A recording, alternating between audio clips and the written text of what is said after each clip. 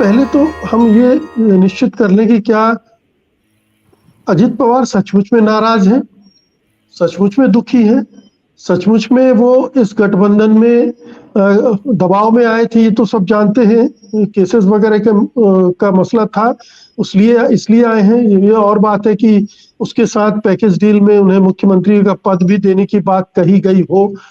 क्या ये माने कि अजित पवार जिस तरह से व्यवहार कर रहे हैं ये उनके असंतुष्ट होने का प्रमाण है? मुझे नहीं लगता कि ये उनके असंतुष्ट होने का प्रमाण है। अजीत दादा जो हैं वो मुख्यमंत्री नहीं बन पाएंगे, वो डिप्टी सीएम ही रहेंगे।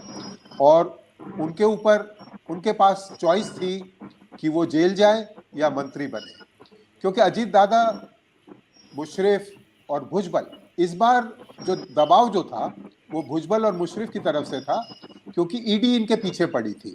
और आप देखते हैं कि जब प्रधानमंत्री मोदी ने 2 दिन पहले ये बयान दिया था और तो ये बहुत घबरा गए थे।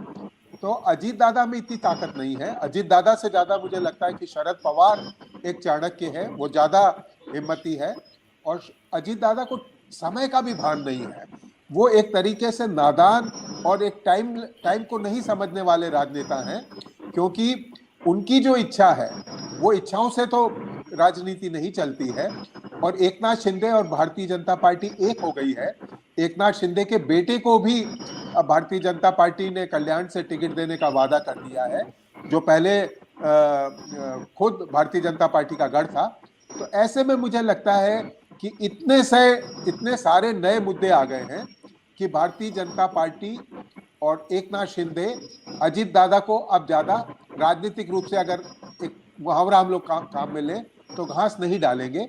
क्योंकि आरक्षण का मुद्दा है। जैसे आरक्षण में महाराष्ट्र, जो कि एक कृषि प्रधान इलाका माना जाता था, जहां 63 से 65% लोग बाग खेती करते थे, वहां पे अब केवल 16% लोग बाग खेती करते हैं। तो वहां पे नौकरियां कम है, आरक्षण की जरूरत है, मराठे लोग आरक्षण चाह रहे हैं। तो अजीत दादा इन सब चीजों को पे ध्यान नहीं दे रहे हैं और वो अपनी राजनीति करना चाह रहे हैं, क्योंकि उनके सामने जो है नवाब मलिक दिखाई देता है, जो कि अभी जेल में भी है और जमानत के बाद भी जिनकी हालत इतनी खराब है। तो अजीत दादा जेल से बचने के लिए ही भारतीय जनता पार्टी के साथ आए हैं। वो विद्रोह नहीं कर सकते हैं, उनकी शक्ति खत्म हो गई है।